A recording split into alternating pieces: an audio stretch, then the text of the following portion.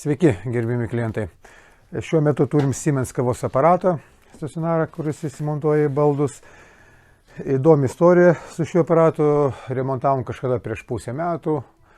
Klientas vėl eilinį kartą skambina, sako, vėl tas pats. O iš tikrųjų gal taip ir nėra, nes jiem parodė error 8 klaidą. Dabar atsivežus aparatą, jis veikia, viskas tvarkingai, bet aš norėjau myliems klientams paaiškinti, ką reiškia tas error 8 klaida Siemens būtent kavos aparatuose.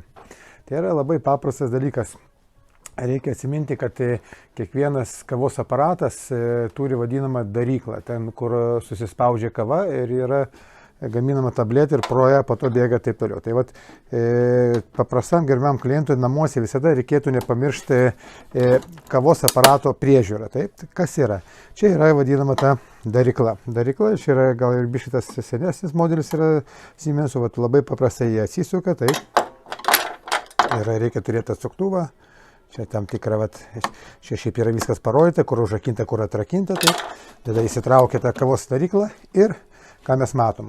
Čia yra miltelių visokių pribarstyta, yra kavos ir toliau, ir vadinama darykla. Tai vat kartais šita darykla, aš manau, jeigu ten metus eina, 2 metus jos niekad neprižiūrit ir nevalo taip toliau, ir reikalinga būtinai kars nuo karto praplauti ir prapūsti su oru. Aš šiuo metu nueisiu į kriauklę ir ją išplausiu gražiai su vandeniuku. Taip.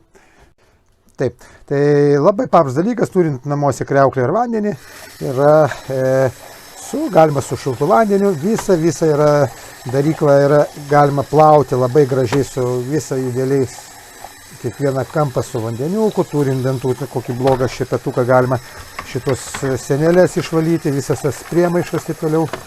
Tiesiog tai visą tai gali kiekvienas klientas paprastai pasidaryti namuose. Ir tai laiks nuo laiko, praėjus kokiem 2-3 mėnesiam, tą daryklą reiktų taip gražiai išvalyti ją ir prižiūrėti. To ir užtenka. Taip, išplovus daryklą, arba ten išpūtus su kompresorium, ją reikia sudėti, vėl viskas tos taškus prisukti, įdėti, gražiai uždaryti dureles ir galima vėl gražiai kultūringai naudoti aparatą. Tai taip, kad daryklą reikia pažiūrėti 2 kartus. Vieną kartą leiskime į mėnesį arba 2 kartus į 2 mėnesius, taip, jeigu taip vidutiniškai naudojat kavą. Po to reikia nepamiršti, kas yra priežiūra.